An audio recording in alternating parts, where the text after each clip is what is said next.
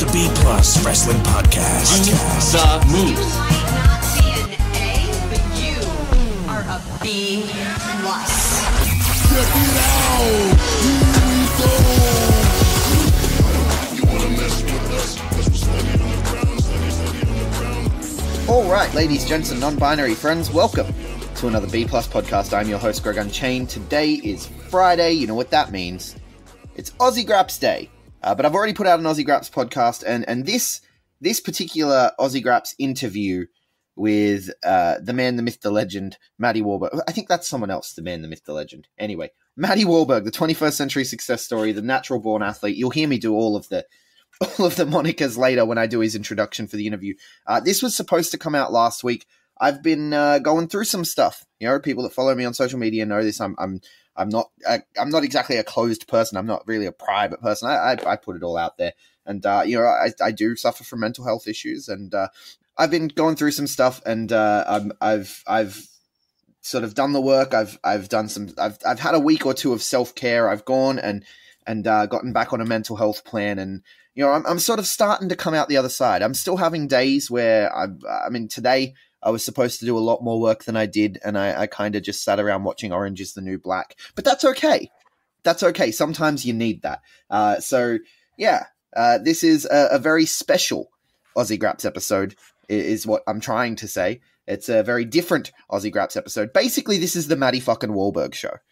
So joining me to do this wonderful, spectacular Matty fucking Wahlberg show, Big Boy Mikey. How are you, brother?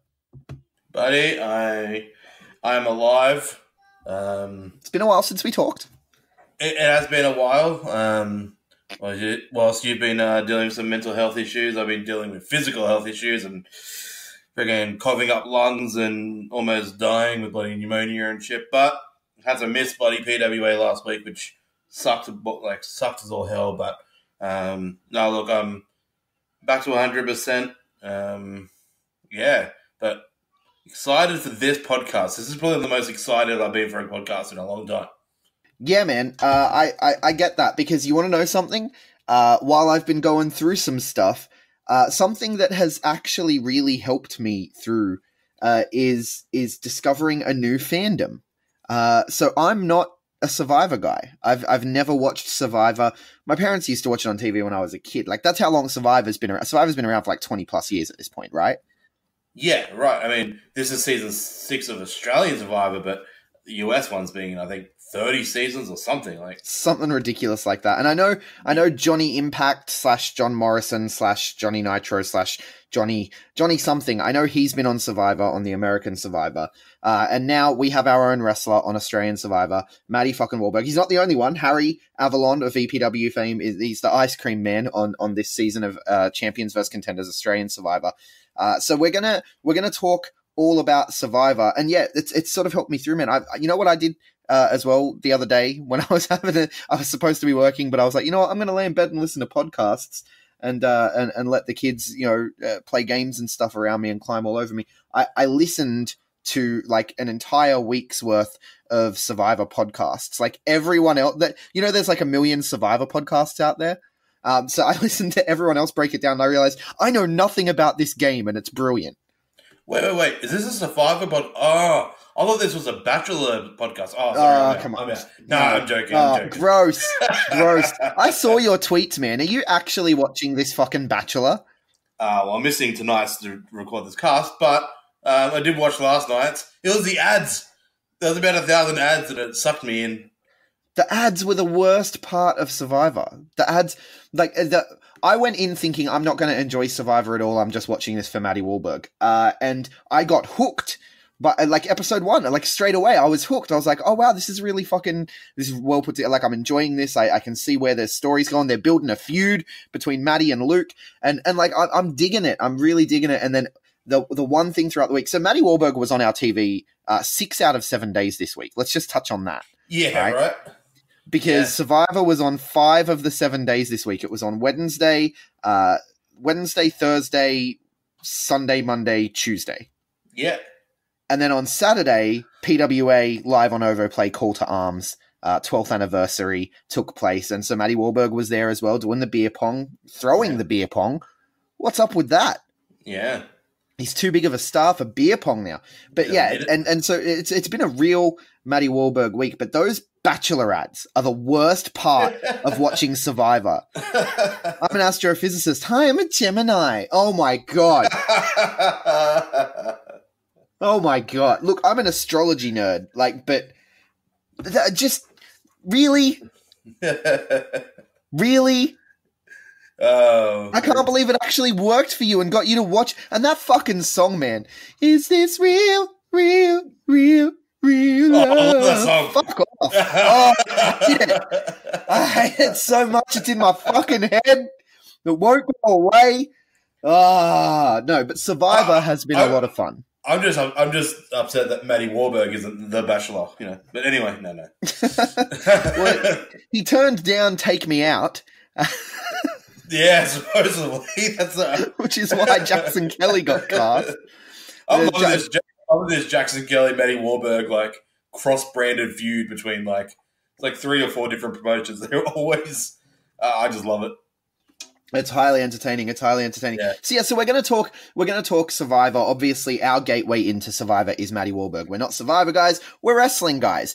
So I think it'll be fun to have a look at Survivor from a wrestling perspective, which I think can be done because the way they're building specific angles, which if there's anyone listening to this because we've hashtag Survivor AU'd it, an angle is like the storyline that you're working in wrestling, right? Yeah. So you'll have an angle. So the angles that they're building between the champions and contenders and between, within the tribes and stuff, it's fucking fascinating. And I'm like, we can look at this as wrestling fans. I think it's going to be great. We can run down the cast. We can give our thoughts on what we think coming out of week 1 of Survivor, going into week 2. And who knows, maybe we'll keep this up. I don't know.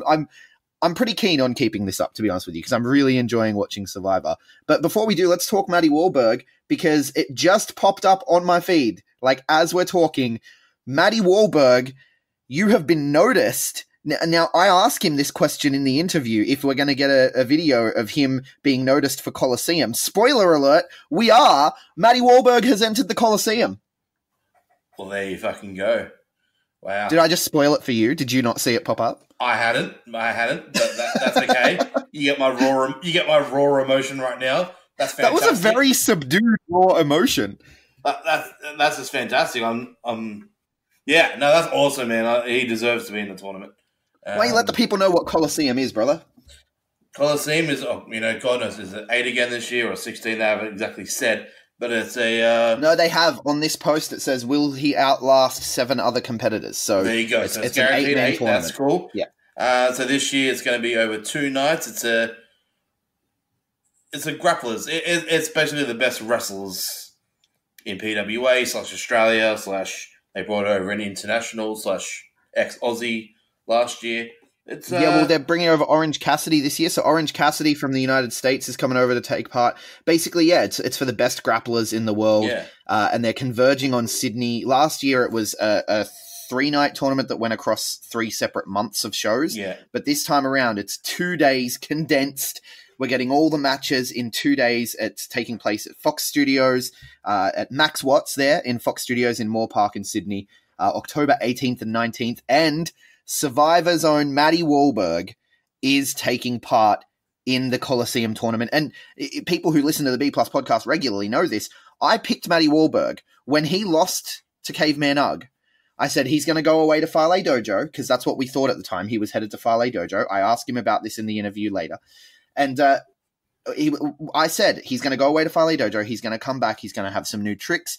He's going to win the Colosseum. He's going to defeat Ugg. He's going to topple the champion that he wasn't able to topple. He's going to become the PWA champion after winning the Colosseum. He's been my pick since before the tournament was announced.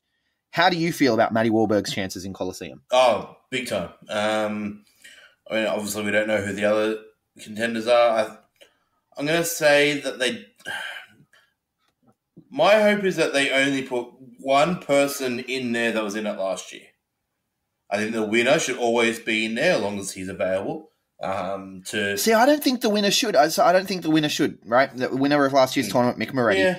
I like the idea of being able to have a winner versus winner match at a later stage. That's actually a good idea, yeah. Well, because look, I know you're a big Orange Cassidy fan. He's good. I don't know if he's the right person for a grappler tournament. I mean, there's a lot of grapplers out there that would have filled that international spot as a grappler. Like, you know, probably could have got someone like a Jonathan Gresham for around the same price, but that's neither here nor there. But in terms of the Australian guys, I'm guessing they'll get maybe one or two interstaters. They did last year. They got Slater and who was the other interstate? No, it was one interstater, then Kyle Fletcher, and then 6 PWA guys. It was AJ Istria and Damien. Oh, sorry, Slater. yes, it was. So 2 interstaters, Kyle Fletcher, and then 5 PWA guys. I feel like Orange Cassidy will be the only international. I think. You'd think so? But I'm definitely. It's hard to say without knowing the rest of the field. But I still think Matty Wahlberg's the guy. Yeah, I reckon. I've said it from before it was announced. I reckon they get someone maybe like Tommy Knight or Rat Daddy back. Maybe Tommy Knight. I think Tommy Knight will be. It's definitely out of Rat Daddy and Tommy Knight, 2 Adelaide boys. I think, and when I mentioned this to them at the latest Wrestle Rampage show, I'm like, I'd love to see one of you guys head back to Colosseum. Rat Daddy even said, he's like, I think that's more Tommy's bag. Like it suits his skill set more, which, you know, being a former MMA guy, it definitely does suit his skill set more. The other guy I think potentially is someone like an Adam Brooks, like a bigger name, like a bigger Australian name, kind of taking Kyle Fletcher's spot from last year, kind of that, you know, that bigger sort of international Aussie kind of guy. Well, I don't know if he's here. Definitely. But yeah, in terms of PWA guys, imagine like Ricky South's got to be involved in a Colosseum. He is literally one of the best grapplers in the company. Yep. The official Richard South. Well, we're hoping, what would we hope? Paris De Silva maybe ends up in the Colosseum again. In it last year. I'd like to see Jude get a shot this year. Yeah. I'd like to see Jude get a shot. Instead of Bonzo, I mean, one member of the Four Nations, I'd love to see just Troy be in it. Yes, that would be amazing. Just Troy be in it. Or Madison Eagles, if she's fit by then. It looks like she is. I'd love to see Madison Eagles in it. Yes. Either Madison or Jess or both. And then maybe Party Boy Jax for something a little bit left field. Yeah, so you're trying to come up with an entire field of competitors so that you can decide who you think will win. But I think Matty Wahlberg is a safe bet to win the tournament. I just think he's the guy. I think he's the future face of PWA if he's not already. Yeah, absolutely. If they aren't building around Ricky South and Matty Wahlberg. Yeah, like they're the two, and the Velocity Boys, like that 4. Oh, sorry. And look, while we're on the Colosseum talk, the Colosseum PWA have announced there will also be a live fan fest happening on day 2 during the day. So the show takes place Friday night, then there's a fan fest Saturday during the day, and then Saturday night the finals take place. And we're going to be there. There's going to be live podcasts. I'm going to have to see what we can come up with. I'm sure we can work something out, but we're going to be in Sydney. You're always in Sydney, but I'm going to be in Sydney. Mr. Mysterious is going to be in Sydney. So we're going to figure out what we can do to be a part of this fan fest because we're very excited for the Colosseum. Maybe we'll get to talk to Matty Wahlberg. Who knows? Because Matty will be there. It's going to be a great show with the best wrestling in the country, and I think we should put a pin in the wrestling talk there. Well, before we do that, I have set out a challenge. They have put out a Kai Drake's doing a food challenge.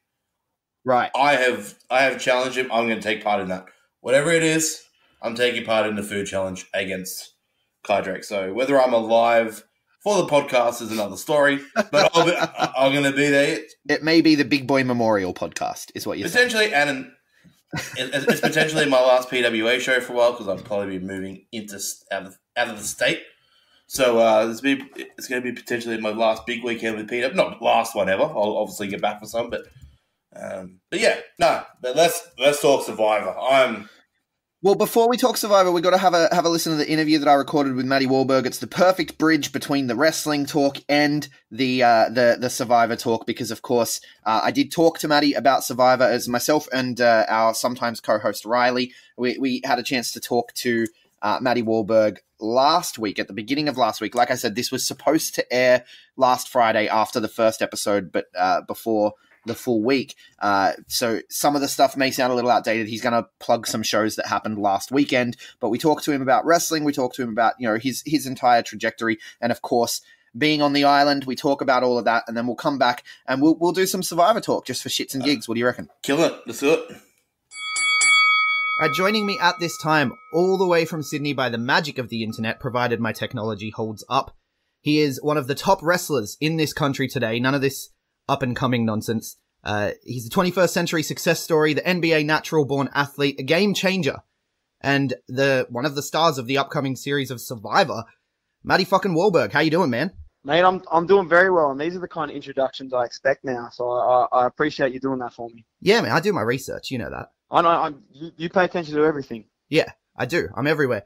And we haven't had you on the show properly, really. Like, you popped on for the 100th episode, and you kind of had a go at us about not having you on, and then we did like a preview for Fridays for the Babes, but we haven't really talked about Matty Wahlberg.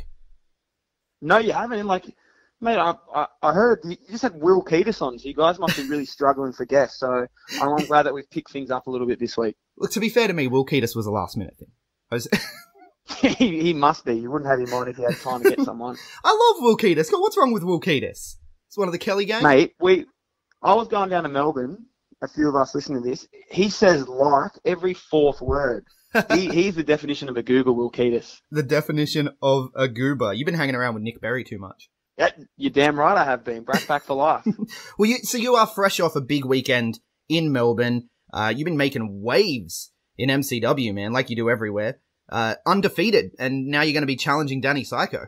Yeah, I don't think people expected this. I think I was put in the match with TK and Dowie just because, Survivor starts on Wednesday and they wanted to kind of get some promotion for themselves. But I took that, with a little chip on my shoulder, and Dowie James being who he is, I said I wanted to come in and run through these MCW guys, and I've kind of done that, and they don't have a choice now. Now they kind of have to give me Danny Psycho, so I'm buzzing for August 31st. Yeah, that's great, man. Look, you mentioned Dowie James there. Something you said in your promo leading into the match, that he's good, but he's Melbourne good. What did you mean by that? Ooh, yeah, I'll tell you what, I heard a little bit about that on Saturday when I was in the locker room. All I meant by that was, there's a lot of those guys in MCW who are extremely talented, and I respect all the Melbourne guys, and even some of them are some of my best mates, but I think I'm on a different level, and I think there's some guys in Sydney who are on a different level, and it was my job to go down there and show them that, and I was successful. Yeah. Definitely. So do you think, is this kind of a company pride thing, MCW, PWA? Are we gearing up for a territory war here in Australia? Is that the kind of thing you're angling at? This is a Matty Wahlberg pride thing. This isn't a company war or anything like this. I'm putting it on my shoulders. I was the guy who was sitting in the crowd watching MCW shows, knowing that I was the one who was supposed to be down there, competing. So I put it on myself that I'm the one going down there and telling all these Melbourne guys that I'm better than you, and I'm going to show it. And, this Friday I've got Richie Taylor for Wrestle Rock, so I get another chance for one of these, golden boys of Melbourne wrestling to go down and show him what I'm made of. Oh, man, look, I don't want to upset you, but I'm actually wearing my Richie Taylor shirt right now. Richie Taylor's my boy. That doesn't surprise me, man, but you know what? I'm not a big fan of Rangers, I've heard they don't have a soul, so Friday night I look forward to showing him that. Yeah, I've seen the memes with Richie Taylor replaced with Rose, basically claiming that you're facing Rose. He's basically slightly fitter Rose. Like, there's not that much difference between the two of them. I'm sure he hits a lot harder than Rose as well. He's got a better beard as well. No offense, Rose. That is true. I will give it that Richie Taylor's facial hair game is on point. It really is. That's got nothing to do with his wrestling ability. No. Well, look, you talked about it. You were sitting in the crowd at MCW once upon a time, right? Like, you talked about this with Toddy over at Wrestle Radio Australia. You and Ricky sitting there watching, being like, we want to be there. Yeah. It took them a while, though.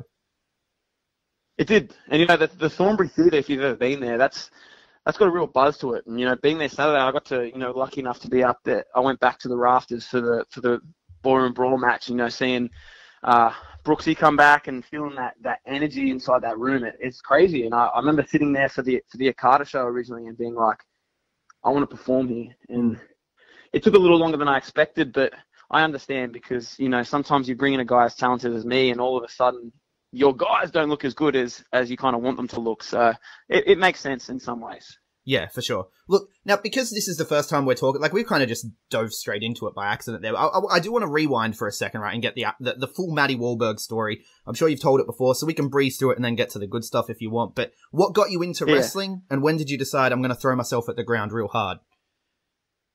Just like everyone else, I loved it since I was little. I was an only child, so basically, with a single parent, so I had a lot of time to myself, and I spent that time, watching wrestling. I was a big WCW guy, kind of like JXT, because that was what I had on my TV. Yeah, that's what we got. And then I kind of found my way to doing other things. I did MMA for 6 years, which some people know about, and I was really, really big into that. Kind of traveled around the world, and then got to a stage where I was like, I really want to, do this wrestling thing. I'm sick of being a fan, and I just jumped in and thought, if I don't do it now, I may never do it. Yeah, definitely. And you've come a long way very quickly. How long ago was your debut match? My debut match, I think, was in March 2 years ago against Caveman Ugg for PWA. My first PWA one. My actual first match was about a month before. I did a Wrestling Go pre-show. How embarrassing is that? Like, I used to be on the pre-show. On the pre-show? Wow. On the pre-show. Yeah. It was me against Captain Keto and Ricky South. So it's kind of funny to look back where me and Ricky are now, that we had my debut match, on a pre-show. Yeah. You and Ricky have an interesting relationship, yeah? Like, it's, are you guys friends? Are you enemies? What's going on there? Me and Ricky, we're not friends. We don't kind of see eye to eye personally, but professionally, I think we do have a respect for one another because, there's no one else in PWA who works harder than me. The only one who comes close is probably Ricky, and he's at training all the time. He's at the gym. He's doing everything he needs to do, and those are the kind of people you need to surround yourself to get better. So I respect the hell out of Ricky South, but, we're not going out and having dinner with each other or anything like that. So it's a professional respect because you guys both work the hardest you can at what you're doing. Very much so, and we see wrestling as a competition. Not just with other guys in this country, but other guys all over the world. And we take great pride in PWA and the PWA Academy. And we want to be better. We want everyone else to be better. And I think a guy like him is someone I need to have around because it keeps me focused, because I look at him and I'm like, I need to work harder than he is, otherwise he's going to be better than me. And I don't want anyone to be better than me. Yeah, that's a good attitude to have, man. And it pays off. And I saw the relationship in, like, the 21st Century Success Story YouTube series that you did, right? How much of that was, because I know a lot of the time you say PWA don't necessarily really give you anything, and you just kind of, you do your thing and you take it, right? How much of that series was PWA? How much of it was you? How did that all come about? 100% that was all me. I came up with the idea myself.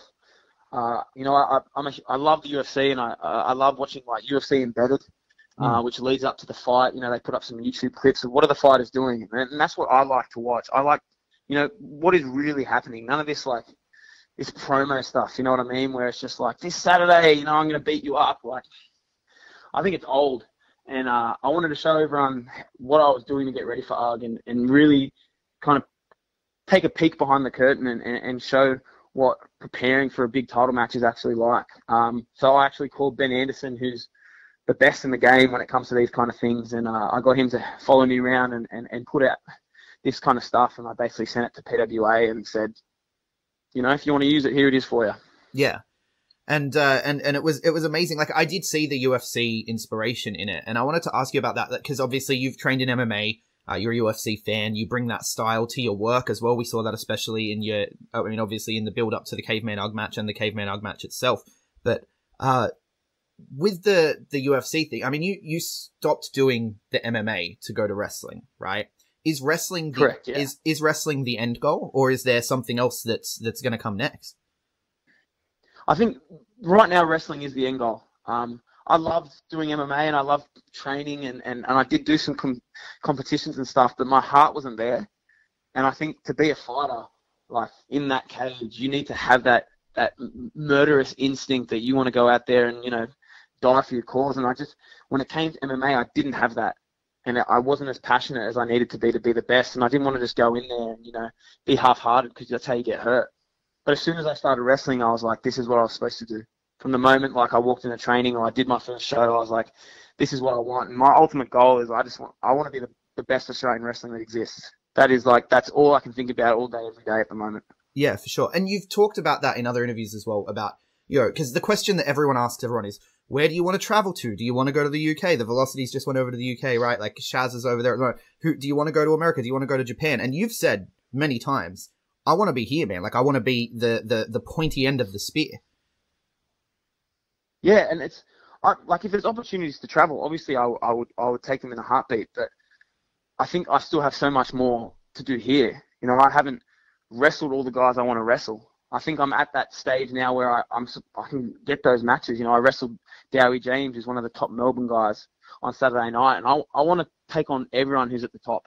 You know, whether it's EPW, Rampage, even PWA, because there's a lot of like top guys in PWA have been ducking me for a long time now. So there's so many guys I haven't had an opportunity to get in there with yet, and that's what I want to do right now. Yeah, with PWA, are you looking at the Colosseum? Are we expecting a You've Been Noticed Matty Wahlberg video? Mate, I don't know if PWA is ready for me to be in the Colosseum. You know, a lot of the guys will be in that tournament, have done everything they can to make sure they haven't stood across from me in a PWA ring. So I'd love to be in the Colosseum and show everyone what I want. But you know, does PWA want that? That's probably a different question. That's the question, right? Because I mean, Call to Arms last year, brother, you weren't booked. No, I wasn't on the show. I didn't have any momentum. You know what I mean? Because Carter obviously went over to the Farley Dojo in New Zealand, and I was told I didn't have any momentum. So if you have a look at the last almost 12 months, I've done everything in my power to give myself momentum. And I don't think there's anyone else in this country right now that has the momentum I have. And, you know, I think Wednesday, 7:30, I think that's only going to get a little bit bigger. Yeah, I tend to agree. You're talking Wednesday, 7:30, we're talking about Survivor. This is airing on Friday, so people will have already had a chance to see the first episode. Oh, yeah. So they'll already know. They'll already know what I can do then. They'll already know. They will. Look, I just want everyone to quickly again to the 21st century success story. The word success there, right? The word success, that implies that you're finished. But from the sounds of things, you have a lot left to do. How do you reconcile that? You know, success is an interesting word, and I think I've already shown that I do have great success, but to actually be a success and follow that kind of mantra, I think you're always looking for more. I don't think I'd ever be done.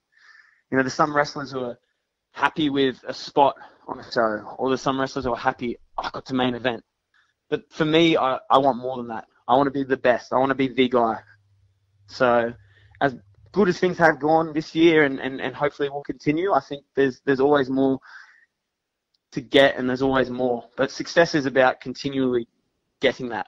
Right, so success is like the chase. Success is the journey. It's not the finished product necessarily. Exactly, yeah, that's what I would say. Sick, man. I love the way you think, hey. I love the way you think. And I know you're a big Chikara fan, right? Massive Chikara fan. Yeah, and anytime I talk to other Chikara fans, like, I cannot help... Like, I find we tend to have a lot of ideas in common, but then you also bring in all the MMA stuff like we've talked about, right? And you said you're sick of the promos. Yeah, you're sick of this Saturday, I'm going to beat you. You did... I cannot believe you just did that. Look, we'll touch on him a little bit later, too. You made me... That took me off, man. You made me lose my train of thought. You did a thing with Big Fudge, right? The body swap.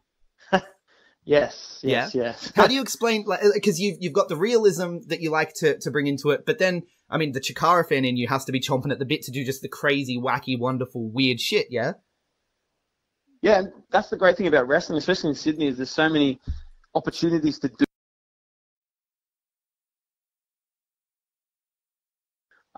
So I've always, there's multiple years where I'm sitting in the crowd for, you know, King of Trios and things when I went over there, and I've always wanted to do something like that. So actually in that week period, I wrestled Jimmy Havoc, no DQ match, and then swap bodies with Big Fudge at Wrestling Go the next week. So I like mixing it up and doing all types of wrestling. It keeps it really fun. Yeah. And, so you've gone over to watch King of Trios and stuff. Can we expect... I'm looking for the babes for this year's King of Trios, man. Mate, I've always said, I think I've said on Twitter before that one of my main goals is to wrestle for Chikara at some stage, but who knows? I don't know if the babes are Chikara friendly per se, but I'm sure we could maybe work something out. But it'd have to be maybe a slightly watered down version of the babes. Yeah, a bit more. You want to be a bit more kid friendly. Yeah, we'd have to, Gatorade from the Red Cup and things like that. Speaking of babes, my co-host has wandered into the party late. Riley, how are you? I'm good. What's up, nerds? We're talking to Matty about Matty Wahlberg. Who? Matty Wahlberg. Never heard of him. Never heard of him. Right. He's blonde and blue eyes, right? It's babes. Didn't we have this conversation? He doesn't have blue eyes. No, darling, he doesn't. Do you have blue eyes, Matty? Mate, do you not pay attention to my photos? I mean, look, I'm not looking that closely at No, he does. He's a big zoomer. I'm a big zoomer. Zooms right in. Not on the face. You kind of have to zoom with Matty Wahlberg, from what I hear. Oh, okay. Wait, is this Danders? No. Oh! Way better. Sorry. No, I got confused. See, I is- can bring. If you want to bring the fire, I got it too. Man, What the fuck is a Danders? I wanted to talk to you, Matty, about this year's Call to Arms. I don't know if I've missed it or what, but like you said, you've got all the momentum in the world. I haven't seen a match announcement, though. Neither have I. That's interesting. That's I guess the last few months I've been Call to Arms has been that show that I was really looking forward to, and we're only about 6 days out, and there's still nothing on the cards currently for me. So I'm just hoping we don't have a similar situation to last year, because if so, I'd be very worried if someone gave me a live microphone. Yeah, well, that's the thing too, right? Is it's all live on OvoPlay now, yeah? Exactly, yeah, it is. Even I think from what I heard, the last show, they actually streamed part of the beer pong as well. So it would be interesting to, give me a live mic on OvoPlay. Does that change things for you, knowing that it's not just the people in the crowd, it's people at home all around the world? Like, we have people in the UK tweeting about it. We have people in America watching it all live. Like, they're up at all hours of the morning to see you guys do your thing. Does that change how you go into a PWA event? Not for me specifically. It's just a kind of surreal at the moment, just because 2 years ago when we had that Call to Arms show with Will, we probably didn't think that we would get to this stage this quickly. But it's surreal. But at the end of the day, you prepare the same. You're going out there and you're performing, and you want to win, and you want to win in front of that live crowd. Having people overseas and things like that watching you is just like a little bit of an added bonus. Yeah, for sure. Look, speaking of winning, it's what everyone's talking about. We've got to get to it, right? There's this whole thing with an island, the world's greatest game coming up. As we're talking, it's coming up Wednesday. People have seen the first episode. How did that come about? How did Matty Wahlberg end up on Survivor? Well, anyone who knows me personally, like I'm a huge reality TV guy. I really love reality TV, and my two favourites have always been The Challenge, which the Miz and CM Punk have appeared on, but also Survivor. I like those reality shows with like a challenge element where you actually have to do physical things. And I've always wanted to do it. And the opportunity came where I had a few spare months kind of thing, and I applied for the show and got lucky enough to get through some of the stages and actually get on. So this is a dream come true, really. Yeah, for sure. Look, it came around the same time. I know that you were picked to go to the Fale Dojo, much like Carter did before you. How did that, was this a situation where you had to choose between the two? Because when the pictures came up for Fale Dojo, no Matty Wahlberg. Yeah, it wasn't ideal timing, and I had to kind of make a decision. And as fantastic an opportunity as the Fale Dojo is, I don't think at that stage, I had to bet on myself. And I went out on a limb to do this show. But in some ways, I think it's not only a benefit for me, it's a benefit for Australian wrestling. I really went onto the show thinking about everyone as a whole, because we still have this stigma as Australian wrestlers. If you're not in the community of like, we're just these RSL club kind of like unfit kind of guys going out on the weekend and hitting each other. And I wanted to go out on the island and prove that wrong. I wanted to show everyone that we're the best athletes in this country, hands down. And I put Australian wrestling on my back for this show, and I really wanted to show all of Australia what we can do. Man, you literally just asked my next question without us getting to actually ask it. Like, it's right here on the sheet about carrying Australian wrestling on your back and sort of proving it, right? Like, because the thing is, people going in will be like, oh, he does that fake shit, And exactly. But you're not the only one. I found out this morning there's another wrestler on the island. There is. Old mate Harry Avalon is on the island as well. I'm glad people can finally hear about it. Yeah, so Harry Avalon of EPW fame over in Perth. Yeah, it was very strange. That first day, you finally get to meet everyone. And he actually approached me and, said, "Man, I know who you are." And I was like, "What do you mean?" And then finding out, I think our first conversation was talking about EPW and PWA, and I never thought that was a conversation I was going to have on the island. And probably the funniest thing I remember saying that night to him, I never thought I'd come out onto an island in Fiji on Australian Survivor and meet someone who also knows Delcano. So that was quite interesting. Yeah.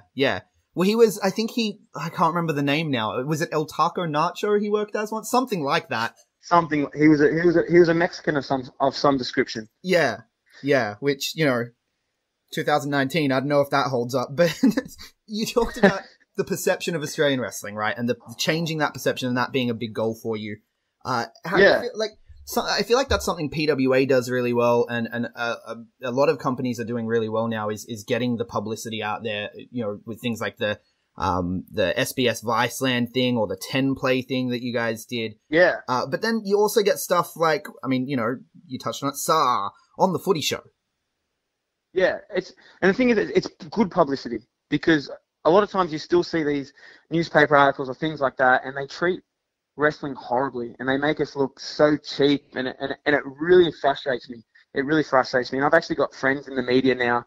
I've got mates who are journalists or who are producers, so we know the proper guys to work with. And that Matty John show thing was a complete embarrassment to Australian wrestling.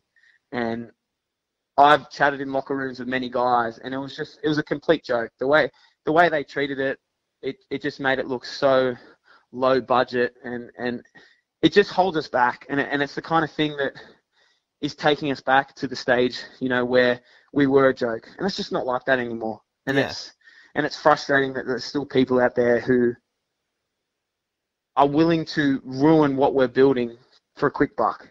At the end of the day, money is great and business is great, but we're trying to look out for Australian wrestling as a whole, and there's fantastic companies going all out and working together to make us seem legit. And I've got mates who work for the Matty John show and things like that, and it was one of the worst things I've ever seen. I think I heard you speak about it as well. Like that was legit embarrassing. Yeah, I got heated, man. I got heated because I really believe that Australian wrestling is some of the best wrestling in the world.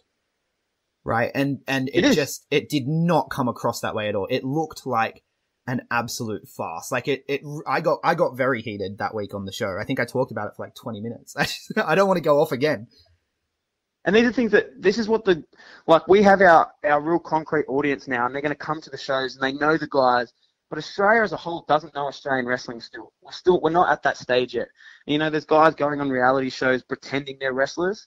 They've trained a few times, but they're not actually wrestlers. So I really went into this show with the mentality that I'm coming on to show everyone what Australian wrestling is and what we can do. And having the ability to go against, superstar athletes and things like that, I think I put a lot of pressure on myself. And I felt a lot of pressure, and I think it's Friday now, so people have seen some of the early challenges, and I think I needed to be good at that, because if I went there and made Australian wrestling a joke, I would really hate myself for it. Yeah, definitely. And look, it's champions versus contenders, and you're on the contenders team.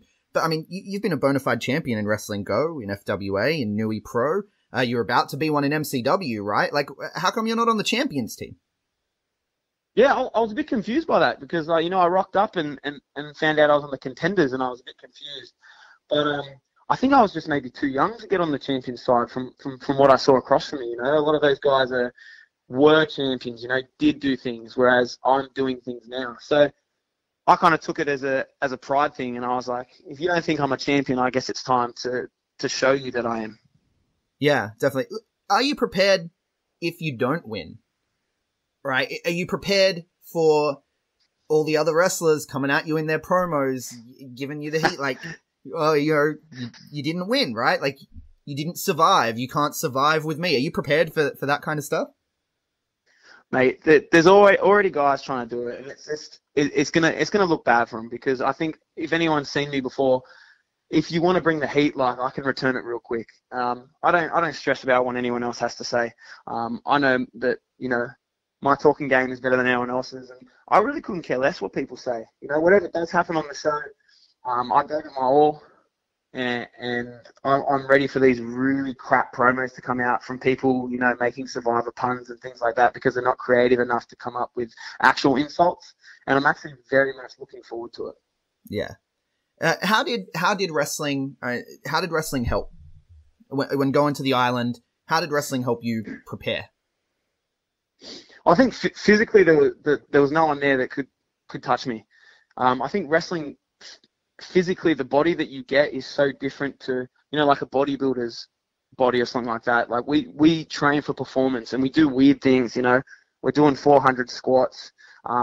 We're doing rolls, so we're also able to be like almost like gymnasts and things like that. So I think I had an all-round athleticism that any challenge that I was presented with, I could do it. Whether it was, you know, one where you're holding a spot for a long time or something more physical, I think I was completely ready for that. And also, being a wrestler, you know, I talk a pretty big game, and I know how to say things and get in people's heads, and that came in very handily. I don't think people were prepared for things that I was going to say.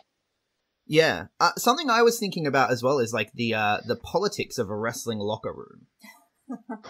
Mate, I think I talked about it in one of the interviews. It's almost the exact same thing. Right. So, because I'm looking at it, I'm like, I know on Survivor, like I haven't watched it for a long time, but I know there's all the alliances and all the sneaking around, and I'm like, it kind of sounds like some wrestling locker rooms. I mean, at least on Survivor, they can admit that they're backstabbers and snakes. Exactly, yeah, and you go in and you've got certain people that you absolutely hate. You have to be really nice for them because you need them for something. And then there's other people that you really like that maybe you can't actually hang out with that much because it's going to get you heat. The island on Survivor is very eerily similar to some locker rooms that I've been in. Probably smells better. It depends on which company you're talking about, but yeah, Kai Drake's knee pads are horrendous. So it was actually nice to not have to smell them for a little bit. What else do you think, like, you would have, if you could have taken any two things, like, to the island, other than your obviously extensive jersey collection, what would you have taken with you? It's just like, it's very strange being on the island because it's just like the really little things that you miss. Like, I would have given anything for a pillow. You know, there's basically you're sleeping on bamboo and leaves, and it's not comfortable at all. And it's really hard to get any sleep. So a pillow definitely would have been one. It's really like, the strange thing is it's nothing like physical that you miss. It's just like, I guess the thing I missed the most was probably my mates and my family at home and wrestling.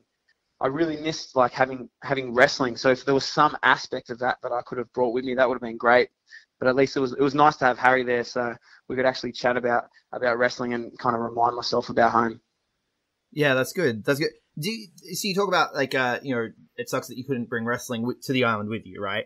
Do you think you can bring some of the island back to wrestling? Right? Can we expect some new gimmick matches in PWA? Right? Like some challenges that you've taken from the island? You know, it's possible. You never know. But I think the main thing I'm going to take from the island is like I have a very different mentality. You know, you have a lot of downtime out there, and my mindset has changed. Like, I was motivated and driven before I went, but now it's like it's scary. Like, it's all I think about is how bad I want to succeed and be the best, and how I just want to fight everyone. And I don't know what it is, but it drove my passion even more so than it was before. So if you're in Australian wrestling and you think you're someone right now, I'd be real scared. Definitely. Look, I got a couple more things. I got to get to the listener questions. Like, I posted the thing on Instagram. And, yeah, for sure. And I've got one here that says, what do your students think of you doing wrestling? Yeah. So this wasn't ideal. I tried to hide my, personal life for a long time, but now it's fully out in the open. That when they found out, they think it's really cool, and which is interesting because teenagers usually hate absolutely everything. And there's some of the kids, try and give me shit for it, but it doesn't really work, But some of the kids, they really do think it's cool.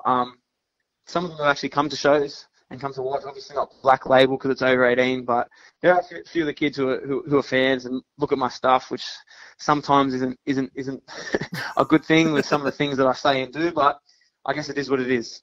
Yeah, did any of them see the free show that went up on YouTube where you had basically a death match with Jimmy Havoc? Luckily, they haven't found that. I'm sure they will at some stage, but in some way, like if I was, back at high school and if one of my teachers was doing death matches with Jimmy Havoc on the weekend, he would probably be my favorite teacher ever. How do you explain rocking up, like trying to teach a class with like staples in your dick and in your tongue? Like, Well, luckily, I have pants on most lessons, so that hasn't been an issue.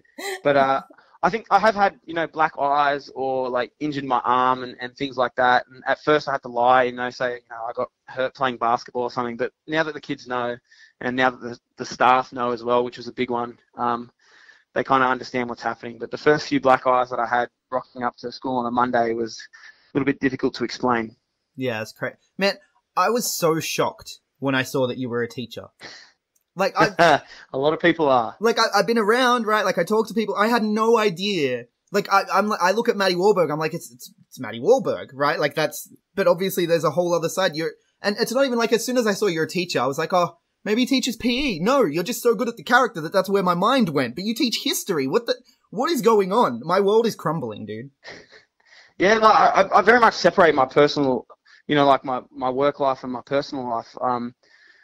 But I think you'll see on the show as well that the Matty Wahlberg that you see at shows and things like that, that's the real me. I'm not playing a character. A lot of people say, oh, I love your character. It's not a character. That's who I am. But I'm also, a professional. And when I go in the classroom, I'm still myself. I'm pretty jovial. Like, I like to joke around with the kids and have a lot of fun. I think if anyone was actually in one of my lessons, they would see a little bit of Matty Wahlberg in there. But also, I love history, and I love, being a role model for kids and that kind of thing. So there's definitely two sides of me. Yeah, for sure. Look, and the other question that I had from Instagram was, how was the partying in Melbourne on the weekend? And I think Riley might have some stuff to say about this too. I saw your Instagram. Mate, I'll tell you what, Mehmet the Turkish Delight, if he isn't out at every time I'm out, like, it's just not as fun. We called it the Good Brother Reunion Tour 2019. So, the Brat Pack were there, Lover Boys last night, Mehmet was down from Sydney, we had Taylor King from Perth, we had DCT there. It was quite a crew of lads who went out, and it was a good time. I had an absolute ball, and I think we got home about 6 a.m. the next morning, so we did it properly. Good stuff, man. Good stuff. Look, I'm going to let you go, but before I do, where can people see you? Obviously, they've seen you Wednesday night and every Wednesday night on Channel 10, 7:30 p.m. Where else can people find you? So I'm all over my socials, Matty Wahlberg 21, so Instagram, Twitter, I have a Facebook as well and all those type of things. But also this weekend, if you want to come watch me Friday, I'm at Wrestle Rock against Richie Taylor, embarrassing some Melburnians like I do now. Saturday, PWA. Hopefully some things have come out and I'm on that show. But then also Sunday I'm at FWA with the lovely Scarlett Bordeaux. So I'm all over the place this weekend, so you can catch me there if you haven't already. Wrestling every day, every weekend. You're killing it, Matty. Keep it going, man. Loving it. Appreciate it, man. All the best.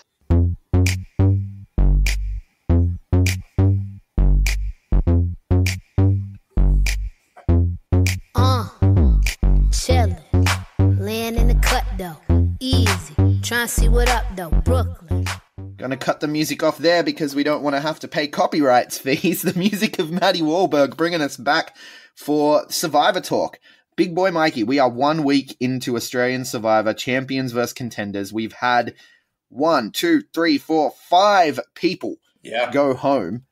Most of them champions. Now, have you watched Survivor much before? No, not really. Not a lot in the past. Probably when I was younger. I think you were saying on the top of the cast about your parents watching it when you were younger and that.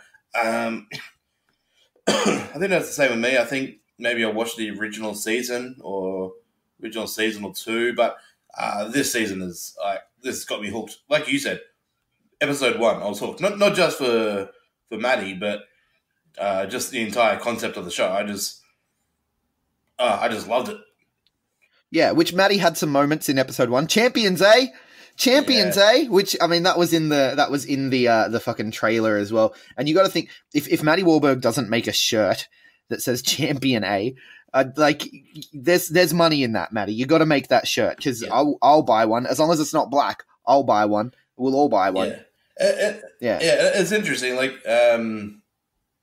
it's interesting with the wrestling dynamic to this show with Matty and Harry as well. I mean, they haven't touched on Harry's wrestling life. No. And it looks like they're not going to. He's sort of been... He's the ice cream man. Built and as a the ice super cream fan. man, yeah. Yeah.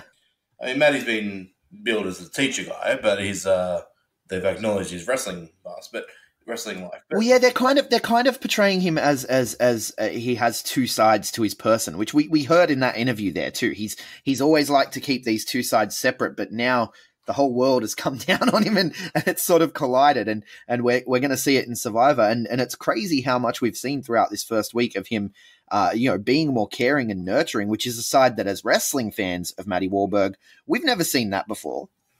No, not in that kind of way. With him talking to Sarah, who is the survivor on the Contenders team who survived the Boxing Day tsunami. Yeah, in Sri Lanka. Yeah, and that was a magical moment. Both him and is it John? Yeah, John swam over to support her, and Matty was just standing there, just like, we know you've got this. Don't even worry about the challenge. This is about doing something you think you can't do. And it was like I was like my eyes were watering, like for real. Like it was so. And I got to think too. I tweeted this out. I'm pretty sure that's what PWA training would be like. Everyone cheers each other on. It's great, but just seeing that side of him. It's unusual for us as fans of the wrestling. Yeah, Matty Wahlberg. Right, and there is that. You get both the pull the curtains back. I don't know if they do it for real. You get the Matt Farrelly side, you get the Matty Wahlberg side come out a lot. Yeah. There are parts where, like you said, champions. You're like, there's Matthew Wahlberg. There's Matty That's Wahlberg, a Wahlberg we know. when he's having a go at Luke. When they're in the challenges, or like I think the last episode, I think it was the fifth episode when they were doing the reward challenge and they're throwing the ball. Are you talking about the gauntlet? No, we're not throwing the ball. When they're throwing the ball. Yeah. And just like he's the only point that their team got for that thing was when he decided, all right, I'm going to take out the guy before he even runs. And I'm like going to run at him sideways. I'm like, there's a real Wahlberg. That's the wrestler figure of him. That's the Matty we know. But yeah, there's definitely two sides to him, and like he's wanting to protect Laura when they first go to tribal council in episode 2. Because he thinks that she's got a bit of fight in her, but then he voted her out, and I was like, what is going on? There's a little bit of snake in him, There is, but which you need. So the good thing is, yes, there's a little bit of snake in there, but there are so many other snakes on this show that he's come across as the quote unquote babyface of this show. Should we go through them tribe by tribe and then do like notes for the fallen, or how do you want to do this? Well, something we probably should have thought about, but tribe by tribe. Yeah. Let's stick with the contenders. Probably the biggest snake. Let's stay wrestling for a minute because Harry's a bit of a fucking snake too, isn't he? He is. He's a self-confessed fan, not to the level of Andy, but he's a big fan of Survivor, and you can tell he's watched many years of Survivor. Just the way he's playing the game, making friends with all the right people and trying to control the votes from the side. He's not as good at it as Andy is, but he's definitely one to watch. Yeah.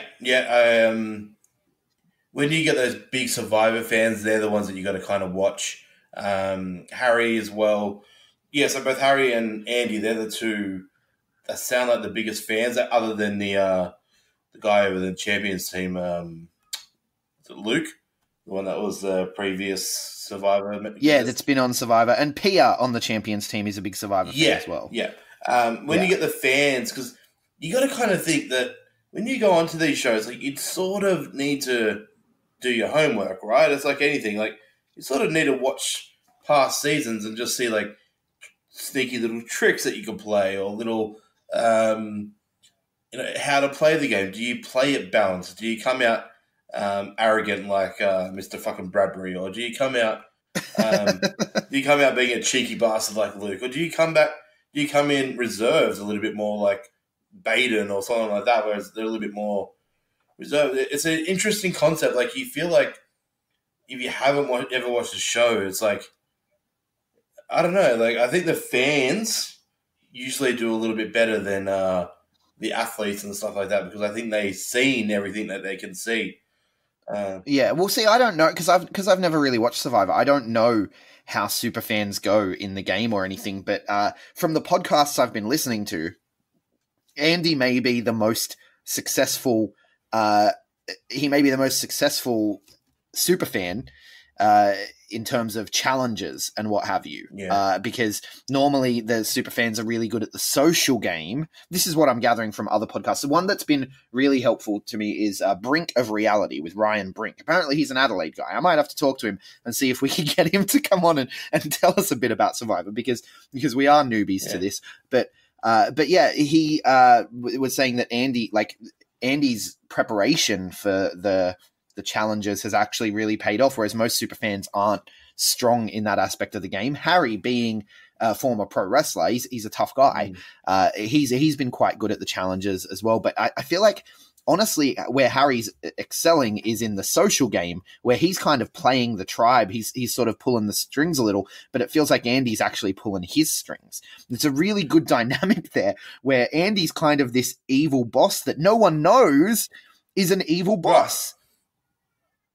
It's amazing. I'm enjoying it a lot, the dynamic there, because Harry's like the number 2. He's like they're the big snakes on the contender team. They're trying to control all the action. And Andy, I feel like Andy's just going to cut Harry at some point. Yeah. It'll all fall on Harry, even though it's all been Andy's grand design. Yeah, right. And because my 2 favorites, like personally, just like from enjoyment, are both obviously Matty and then John. Yeah, you got to take Matty out of it because obviously we're very biased towards Matty Wahlberg. But Matty is my projections for Matty is to last until they merge camps when they get to the merger part, and then see how he fares in that. I think he'll survive up to there.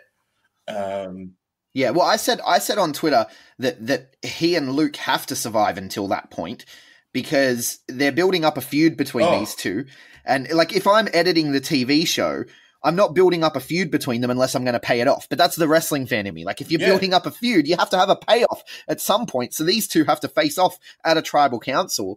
Apparently they do a thing called a swap where some members will swap teams to the other I've side. seen that. I've sort of seen it because you look at, like I'm on the wiki page right now and under it says original tribe. So I think, you do see when they do move. So it could even be that there's going to be a swap, and that's where Matty and Luke will face off in a tribal council situation. But, man, I don't know. All I know is the contenders team is really strong.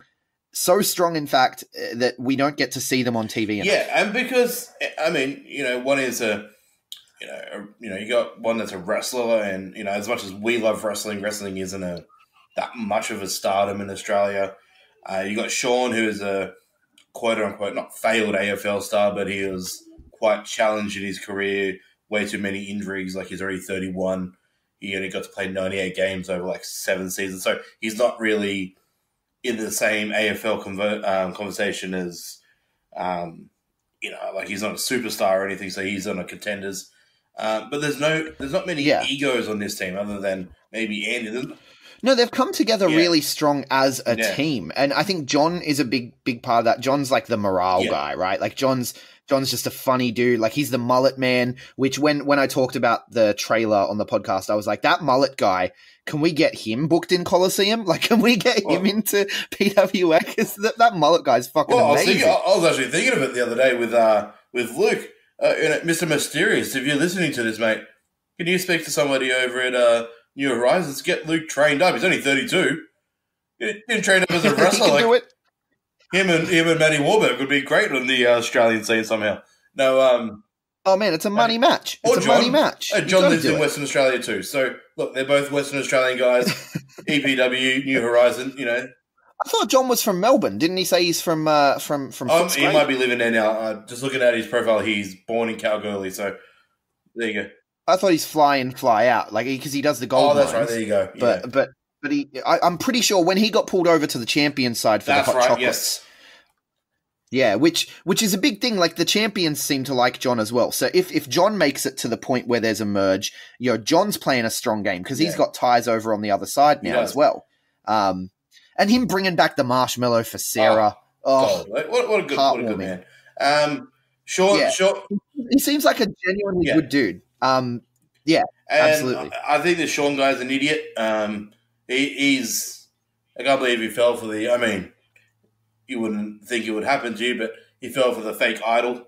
I was like, oh God. Well, you didn't have time to No, look true, at it. You're trying yeah. to swap so no one else But he's sees. screwed. He got well and truly screwed Oh. by that fella on the other team, David. But Sean hasn't really rubbed me either way. And this is the thing. Like I don't feel as much connection to a lot of the contenders. Well, not connection. Like I definitely feel like they've given us a bit of Baden's story. They've given us a bit of Sarah's story. But who's Sam? Who's Hannah? Yeah, Who's Casey? I haven't got much. No I idea. haven't got with much of the girls yet on the. Well, because the thing is, they lose the challenge for the reward. So then we cut to the champions camp to see them enjoying their rewards. And then they win the immunity challenge. So then we cut to the champions camp to see all the politicking and backstabbing, and the contenders are just playing cricket. You know? So we haven't really gotten too deep in. I feel like probably the next episode we'll probably see the contenders go to tribal council again. If they don't, man, like I rest in peace, Sam, Hannah, and Casey, because they're just not on the show ever. No, and like, it's interesting. Yeah, like you said, I don't know if it's part of their gameplay. I mean, it doesn't look like it's part of their game plan, but they're not winning any of these reward challenges. I don't know. They're saving their energy for the elimination one later on. Like, I don't think that's the case. No, I think they were playing for those fish and chips, bro. But that fish and chips challenge was rigged. Like you've got pro NRL and AFL, even the female AFL on the champions. The female AFL star. My apologies, I forget her name. Is it Abby? Yeah, Abby. She has a perfect kick on her. I mean, she's a professional, fantastic. That was, like you said. She's the first woman to make 100 kicks. You got Simon, who's a former AFL player. I mean, and ET is a former NRL player, which basically, NRL guys can kick the ball the same way. I'm like, come on. Exactly. Like that was unfair. It was a completely unfair challenge. You do have Sean on the contenders team. But from what I hear from some friends who were watching at the same time, and I'm texting them and stuff, and they're like, he was never a good kicker, though. Yeah. And I'm like, well, this isn't fair. Well, yeah, he wasn't. I think it was John that kicked the only goal in that one for them. I think he's the only one that got a goal through. But yeah, but no, the contenders team, they're really easy to rally behind, but it really is, it's John, Matt, Daisy, Sarah and Baden as underdogs, and then Harry and Andy are the characters as sort of the snakes. You got Sean floating in the middle, and we know nothing about Sam, Hannah, or Casey. The one thing we do know about Casey makes me think she better be the next contender to go.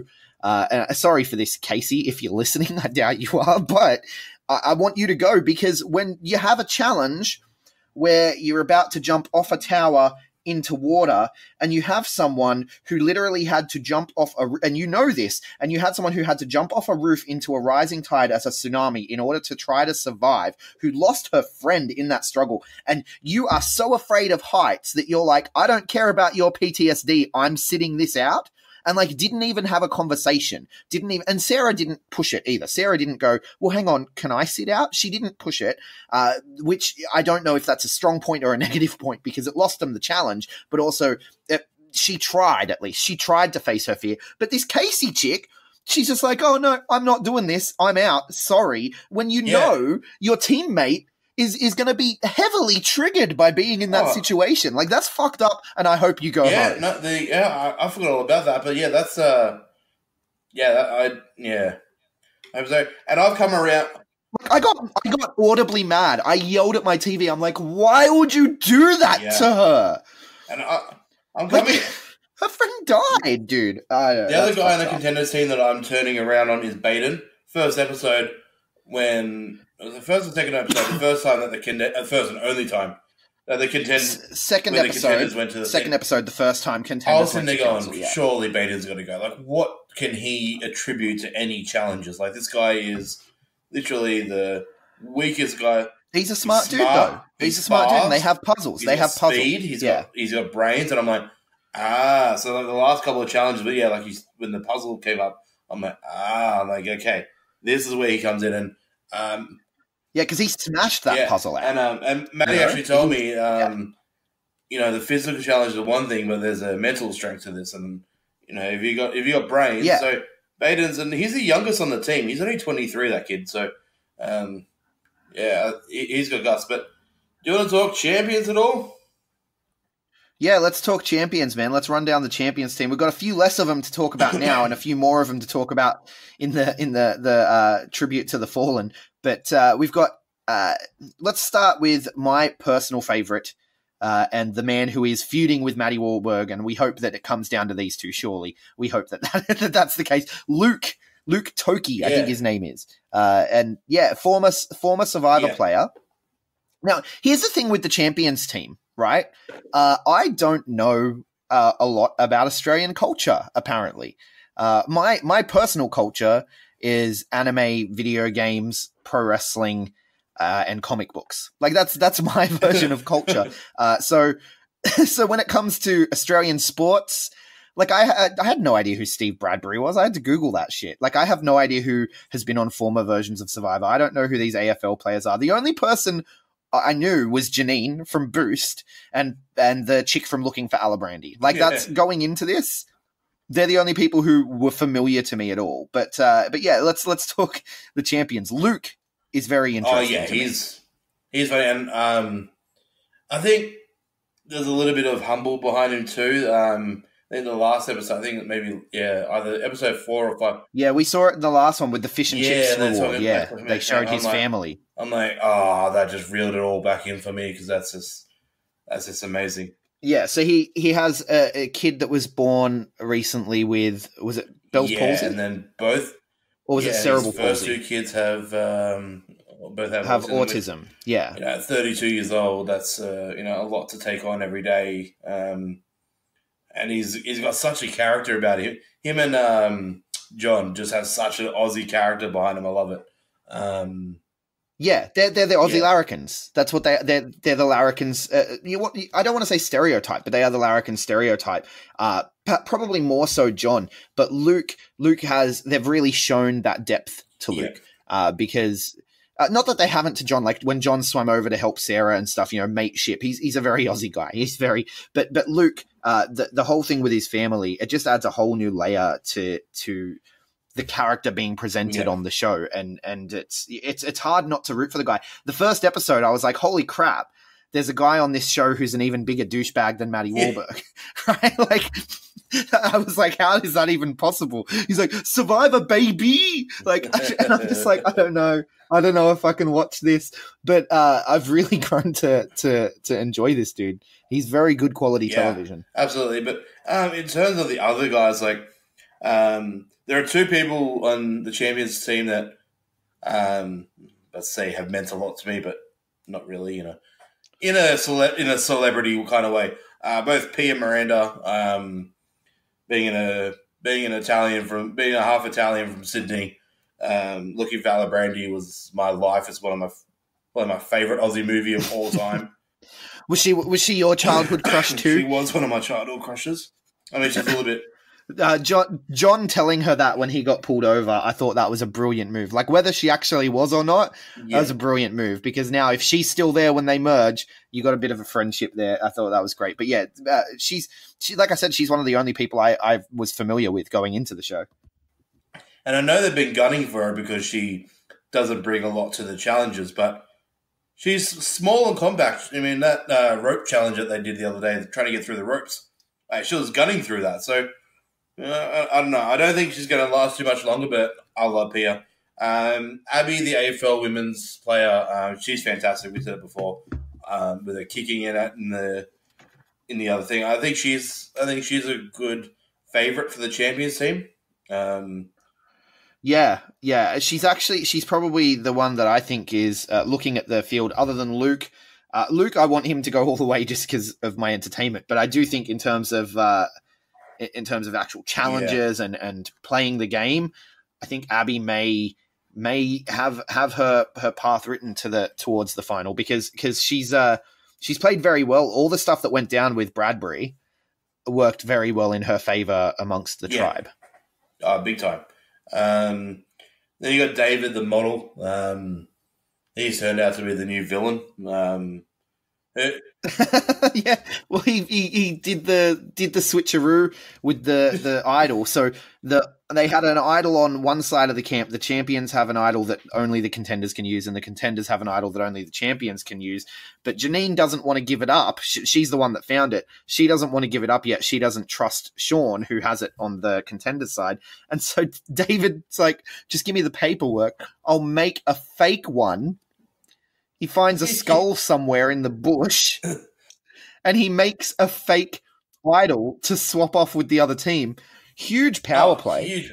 I reckon it comes back to bite him. Yeah, I think it's going to bite. I think it's going to bite Sean first. I think they'll go to vote Sean out. I reckon either the next episode or two, the contenders lose, and they go to vote Sean out, and then he goes to say that he's got the other idol. He's got the idol or something, and because you know how the host he asks all the time, does anyone have an idol to play? Yeah, if you have, I reckon he says, "I've got an idol to play," and then he's like, "That's a fake idol," and then he gets eliminated or something. But then it comes back to bite. Well, they can play that for someone else too, because I don't see Sean going to get voted out, but I can see him trying to play that idol to save Baden. Yeah, fair enough. I can see that. Potentially, or one of his other mates. I'm not sure who he's too close with because we haven't seen a lot of the contenders' politics because they've been winning the immunity. But yeah, just David doing that. I don't know. I reckon it'll come back to bite him. I reckon if there's a swap, that's where it comes back to bite him. Because if there's a swap and he ends up over on the contenders' side of things and they figure out that he's given them a dupe, he's gone. He's gone. Yeah. Big time. And then the idol he has it can't work for him over on the contender side. So, yeah. That's how I would write it if I was writing the TV show. Because, I don't know, I've kind of, as well, him being the model, right? And he's like, oh, people think that, models are just getting by on their looks or whatever. And, but I have a lot to offer and I can play this game as well as anyone. And he's doing well. And he has made some big plays, but his biggest plays are flirting with the girls to get him to vote his way. Like, mate, I don't know if you know this or not, but you're using your looks while saying I don't want to just be known as a guy that uses my looks. I'm sorry if I offend any models out there that are listening to this. I don't know if I know any models, but I'm guessing that's the entire life of a model is playing sort of survivor games and flirting with people. Isn't that how you get to the top in modeling? Yeah, just duping people. Yeah, duping people and then also just flirting with people. But Riley's listening. Riley's in a similar field. She's yeah. There you go. But in terms of the other guys, you got three, let's say, veteran sports stars left. You got E.T., another guy that he was my hero in the 90s. I fucking had posters of that guy all over my wall when I was a kid. I know E.T. as the fishing guy. Yeah, the fishing guy. He's a Cronulla Sharks player. I'm a Cronulla Sharks fan. And I've always loved E.T. Even my mum used to have a massive crush on E.T. back in the day. He's still a bloody silver fox, 53 years old. He's still killing it. I'll tell you what, they showed the photos of him back in was it in the 90s, he said? And then they flew out Tina Turner and he's like coming out of the water on the beach. And I was just like, there's a good looking man there. There's a good looking man in there. He is. And I'm not going to put him... I'm not going to put it past him potentially not winning the show, but being one of the final champions because he's not as controversial as the other sports stars has been. Like, he's not as controversial. No, he's been sort of sitting back and just watching a lot. Yeah. Which is a smart move. And his skills as a fisherman will come into play through the show. They showed it maybe, I think, episode 2. Well, he failed the first time, but Luke caught the fish. Yeah. Then you got Ross Clark-Jones, former big wave surfer. I don't know a lot about him. I've been asking my mate who's a budding surfer. about him. He's like, yeah, man, this guy's freaking insane. Like, he used to do like extreme surf for like waves. Yeah, well, they've shown some of it on the show. He's also the guy with the worst snoring in Australia. Oh fuck! How's that? Surely that's a ringtone for people already. Like, Yeah. I said, It's a bit ridiculous. Yeah. You set it up on Matty Wahlberg's phone as his alarm to wake him up in the morning. Yeah. how that is.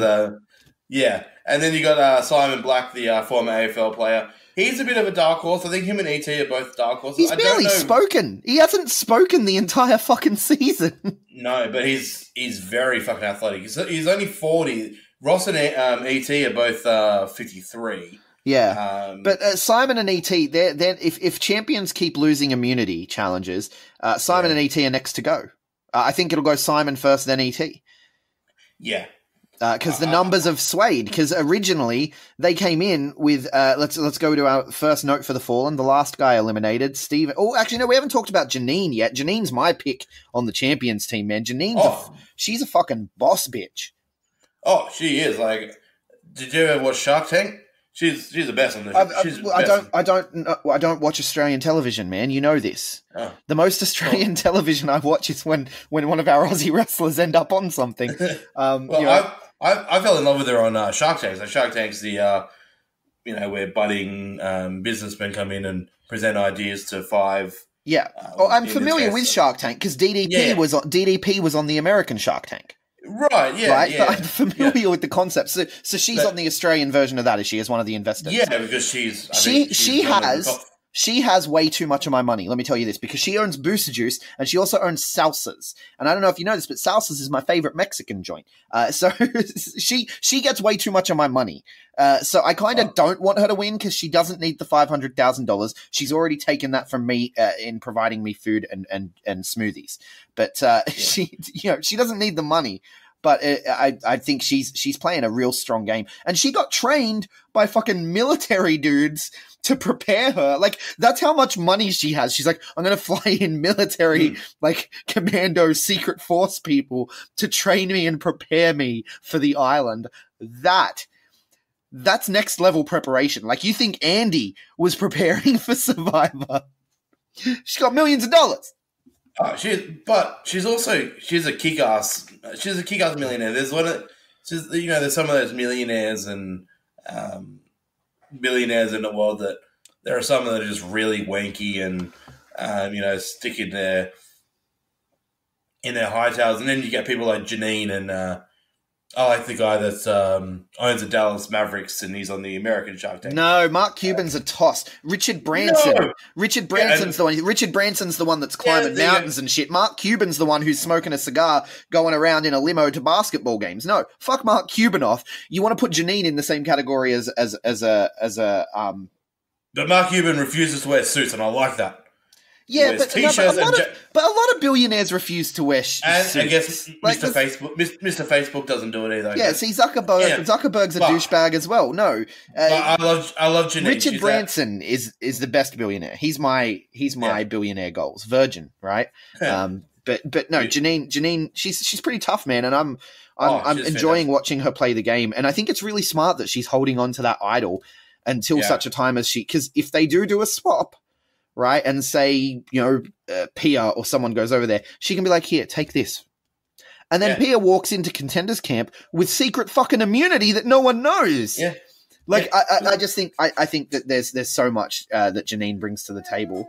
No, I was going to say, so not only is she like kick-ass, but that businesswoman acumen that she has is going to be a huge advantage because, she's going to know how to... I'll tell you what, though, if I have to hear her talk about I run Boost and I have to make negotiations every day, and I think this may be the biggest one. If I have to hear that again, I'll tell you what. Those are the other ads that keep running, and they're not as annoying as the Bachelor ads, but the ads for Janine, and then at the end there's just the Boost Juice logo, and it's like, was that an ad for Boost Juice, or are you just like trying to get everyone to love you? Because she would have made a deal before coming onto the show. That's how smart she is. Okay, I'll go on Survivor, but I want Boost Juice ads, on every ad break. You don't think she had to pay for them? Oh no, no way. I mean, I think she already has sort of a contract with Channel 10, so I think Channel 10 might have put in a little bit there. But mate, she's ridiculous. She's worth $66 million. I was just reading up $66 million. She's That's a fucking crazy. board member of Michael Hill Jewelers as well. So add that into a bloody thing. Of Holy which? crap.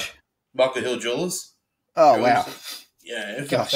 Yeah. Yeah. But yeah. So anyway, she's doing really well. But the first note for the Fallen, right? First tribute to the Fallen. Stephen Bradbury. This guy came out fucking swinging with this 7-strong sporting alliance. 7 athletes. We're going to control the game. How'd that work out for you, old mate? Oh, mate, he's the biggest fucking douche. Like you I know you said you had to look him up. This is a guy that 15 years ago, whatever, at a Winter Olympics, won a gold medal because 3 people in front of him stacked it, and he skated on through. He was coming last by an extra lap, and the 3 guys ahead of him that were doing their skating race, whatever it was.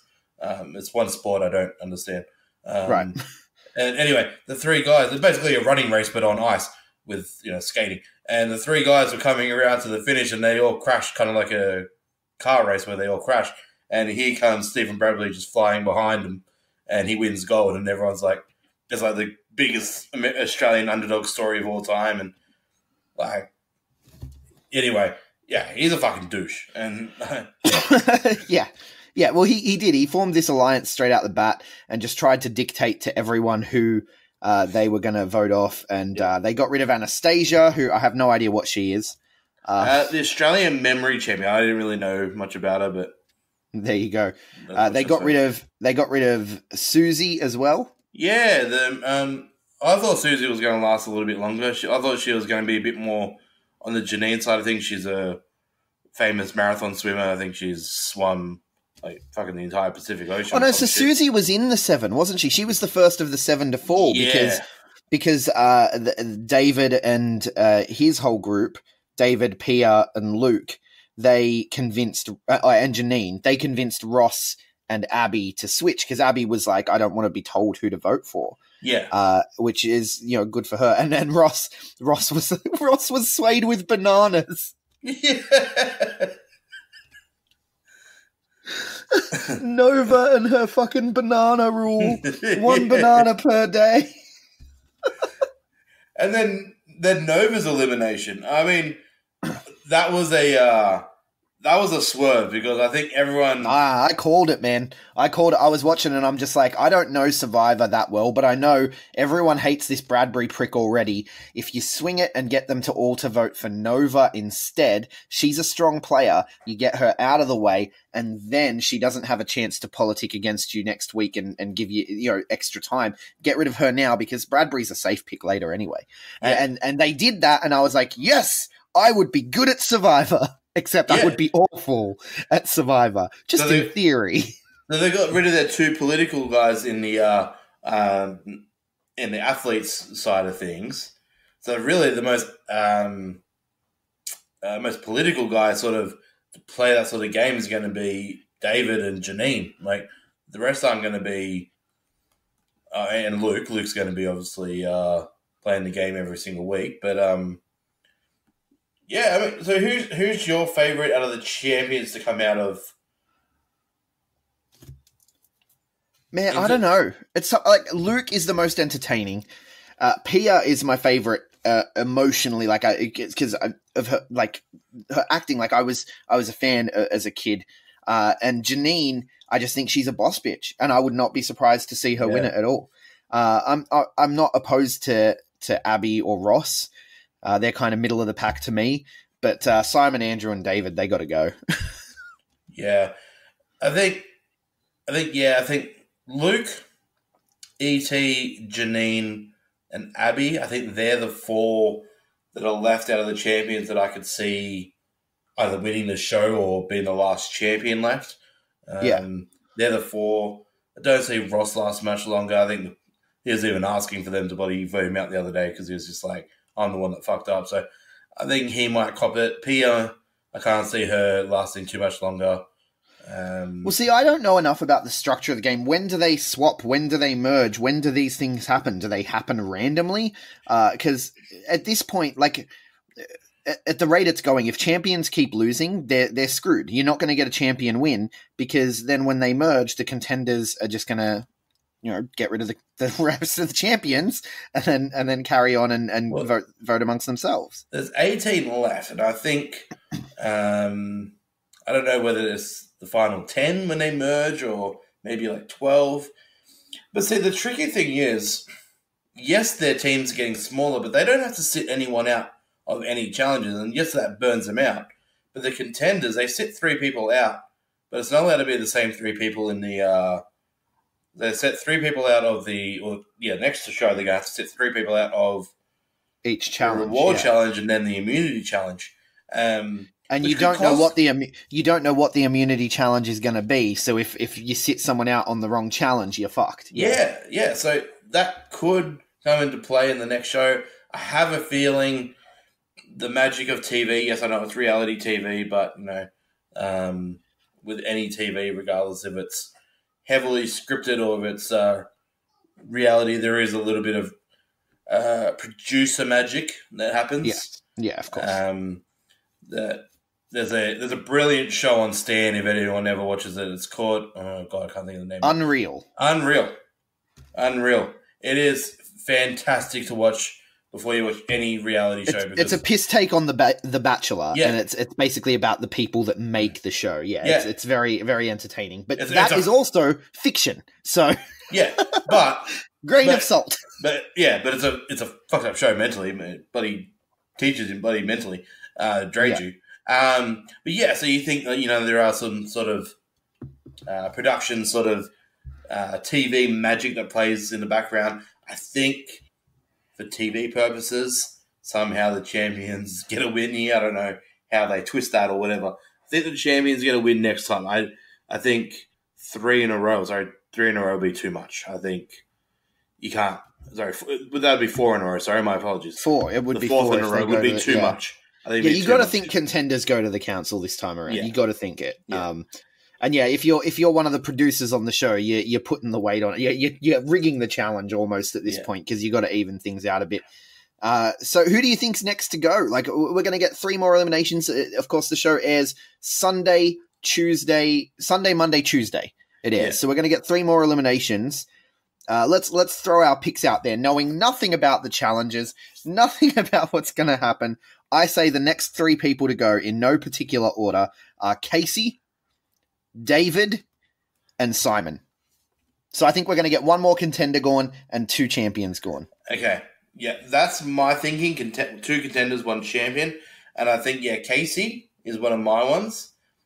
I think Daisy, I know we haven't really seen a lot from her, but I think...